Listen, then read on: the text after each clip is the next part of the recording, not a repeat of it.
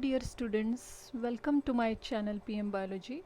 Today we are going to learn about mutations and its types. So first of all, what is mean by mutation? That is important to understand. Mutation is nothing but sudden changes in our DNA. We know that the phenotype or the characters or the features whatever we have, that is because of our DNA and genes, obviously, which comes from our parents, and accordingly we have that kind of features or in our body. So if in case the mutation occurs in the DNA, so these changes also inherits into their offsprings. So firstly, look at this important introductory part of the mutation. A mutation is a change in an organism's DNA. So here the first type of DNA mutation or the mutation is silent mutations, which are changing that organism but not phenotypically. So phenotypically we do not see very clear changes or very fine changes in the organisms phenotypically. So it is a kind of silent mutation.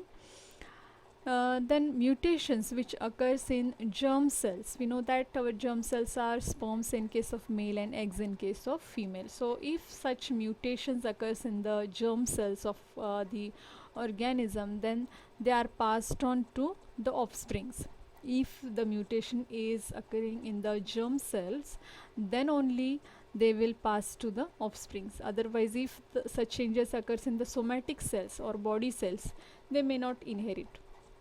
Okay, so mutations in somatic cells or body cells may be harmless, and sometimes it may result into the cancer also, but such mutations do not pass on to the offspring. So that is one of the main difference between the mutations in the germ cells and mutations in the somatic cells.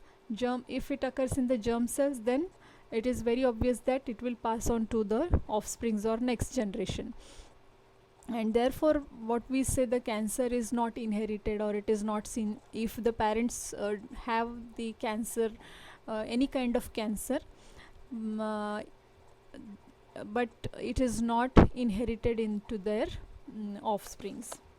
This is the reason why it is not inherited. Now, the sudden inheritable change in the genetic material or character of an organism is known as mutation. Individuals which are showing changes are known as mutants. So wherever the mutation occurs, means in the individual who is having such kind of mutations in the body or in their DNA, that organism is known as mutant. And or the showing the changes, the individuals known as mutants. And individual which are showing an altered phenotype due to mutation, they are known as variants. And individuals which show an altered phenotype, phenotypically if some changes occurs in the organism or the individual, then due to mutation obviously, so it is known as variants. The factors or agents which are resulting or which are the causative agents of the mutation, they are known as mutagens. Okay, so these are important terms related with the mutation. The individual in which the changes occurs, in which the mutation occurs, that individual is called as mutant. The phenotypic change which occurs is known as variant. The individual who is showing altered phenotype, means change in the phenotype, that person, that individual is known as variant. And the factors which are responsible, the factors which are the causative agents of the mutations, these factors are called as mutagens. Okay, so these are important terms. Mutation which causes changes in base sequence. If the base sequence occurs in their genes, then that is known as point mutation. So these genes, if they change their position or location, uh, then then that kind of mutation is called as point mutation. Now there are two types of mutagenesis. One is spontaneous gene mutation and another is induced type of mutations. Spontaneous mutation is called it has two types further. One is point or frame shift mutation. It is again divided into substitution, deletion and insertion, means these are again subtypes of point mutation. Second main type is chromosomal mutation, and it has again further sub types, that is insertion, deletion, translocation and duplication. All these types we will discuss in detail in the next video. So it is an overview of the mutation and its types. So these are two, and third one is unrepaired DNA replication errors. So here the P53 gene, if it gets defected, if it undergoes some kind of defect, then the error which occurs in the DNA replication, that is unrepaired, it remains unrepaired. So this is the other type. So there are three types: point or frame shift mutation, second is chromosomal mutation, and third one is unrepaired DNA replication errors due to P53 defects. Secondly, the second type, major type of mutation is induced mutation, and the mutation which occurs due to the environmental conditions, altered environmental conditions or extreme environmental conditions, or if somebody undergoes or if some person has a exposure of heavy radiations or some free radicals as well, so it may result into some kind of mutations, and this type of mutation is called as induced type of mutation. So in short, spontaneous gene mutation is not in our hand. It may occur all of a sudden in our genes or chromosomes. And secondly, the induced mutation, it could be man-made, or it could be like because of environmental conditions and because of the heavy exposure of the radiations and free radicals, right? Next, now let's talk about induced mutation in detail. Mutations are categorized as induced or spontaneous. Mutations are defined as those that arise after purposeful treatment with mutagens, environmental agents that are known to increase the rate of mutation. So as we talked about just now, that is the mutagens or the factors, some adverse or very unsuitable factors, if they occurs, that time this kind of change occurs in our body also, mutation occurs in our genes also.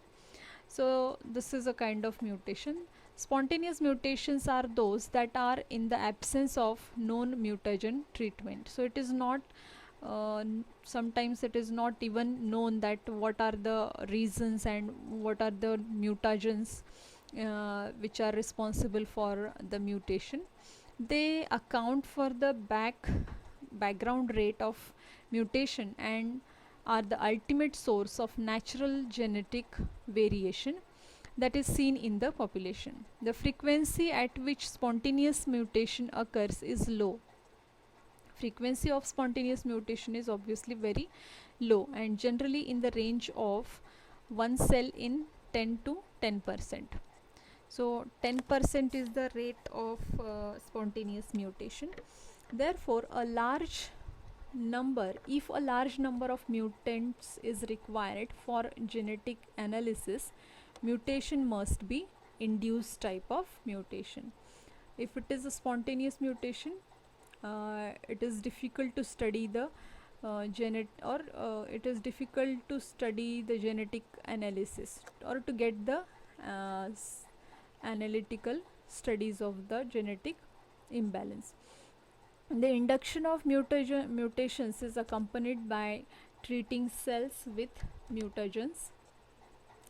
Mutations, those result from changes caused by environmental like chemicals or radiations, are called induced mutation. A number of environmental agents are capable of damaging DNA, including certain chemicals and radiation. This is a common or continue point here. It is a single point. Okay, so the mutation, any environmental agents that significantly increases the rate of mutation above the spontaneous rate. The first discovery of a chemical mutagen was made by Charlotte Orbach. He was the first discoverer of the chemical mutagen. Now let's have a look at the spontaneous mutation. Mutations that are result that are or that occurs because of the natural changes in DNA structure. All types of point mutations can occur spontaneously. Now this spontaneous mutation may be due to the it may occurs in during synthesis phase, that is S phase, or gap 1 phase and gap 2 phase of the cell cycle, or by the movement of transposons.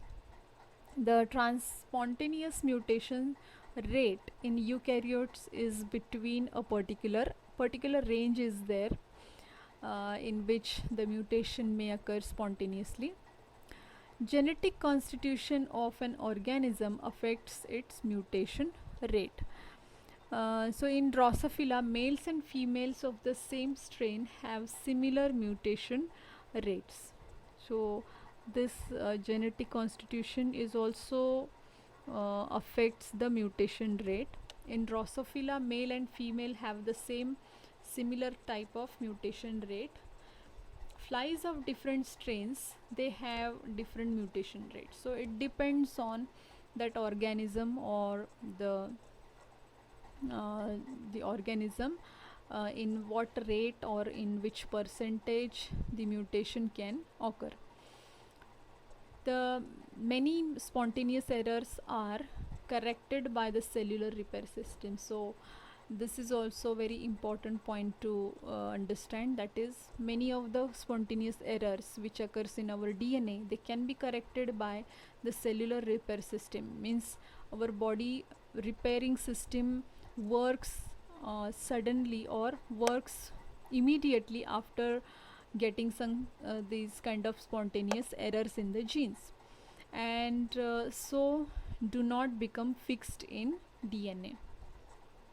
So sometimes, many times, I would say many times, the spontaneous errors can be corrected by our own body cellular repair system. Now next point is suppressor mutation. A suppressor mutation is a mutation that counters the phenotypic effect of a previous mutation. It may either alleviates or reverts the phenotypic effects of an already existing mutation. Genetic suppression therefore restores the phenotype seen prior to original background mutation. So this is a kind of suppressing that mutation. The previously, suppose one gene undergoes a mutation, now this suppressor mutation occurs, but it counters the previous one. It counters the previous one, and genetic suppression therefore restoring the phenotype seen prior to original background mutation. So this is kind of a repair type of system. That means it will suppress the previous mutation. Okay, then back or reverse mutation, this is another type, back or reverse kind of mutation. That means a back mutation is always a second mutation. It is a second mutation, first mutation which is followed by the second mutation. Now how it works here, see, whenever a wild type of phenotype changes to a mutant type, this is known as forward mutation. Whenever a wild type phenotype changes to a mutant type, this is known as forward mutation. If a second mutation occurs at exactly at the same point where the first mutation has occurs and reverse back the effect of first mutation, changes that mutant to wild type, this is called back mutation.